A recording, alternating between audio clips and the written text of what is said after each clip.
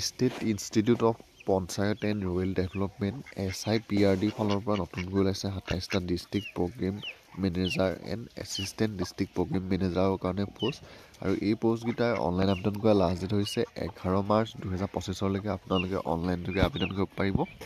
আৰু পদকেইটা ওলাইছে state institute of panchayat and rural development SIPRD ফালৰ পৰা। আৰু টোটেল পদ হৈছে আপোনালোকৰ ২৭টা। ইয়াৰে ডিষ্ট্ৰিক্ট প্ৰগ্ৰেম মেনেজাৰ DPMৰ কাৰণে আছে 12টা পোষ্ট। আৰু ইয়াৰ কাৰণে আপোনালোকৰ কোৱালিফিকেশ্যনটো BE বা BTech কৰা হ'ব লাগিব। আৰু মাহিলী দৰমহাত থাকিব আপোনালোকক 35,000 টকা। বয়সৰ ক্ষেত্ৰত আপোনালোকে 38 বছৰলৈকে আবেদন কৰিব পাৰিব। আৰু জব লোকেশ্যনটো দিছে বজালী, বিশ্বনাথ, দৰং, ধুবুৰী, ডিমা হাছাও, গোলাঘাট, হোজাই, মাজুলী, চাউথ চালমৰা, মানকাছাৰ, তামুলপুৰ, ওদালগুৰি, ৱেষ্ট কাৰ্বি আংলং। আৰু ছেকেণ্ড ওলাইছে এছিষ্টেণ্ট ডিষ্ট্ৰিক্ট প্ৰগ্ৰেম মেনেজাৰ ADPMৰ কাৰণে 15টা পোষ্ট। আৰু ইয়াৰ কাৰণে আপোনালোকে BE বা BTech কৰা হ'ব লাগিব।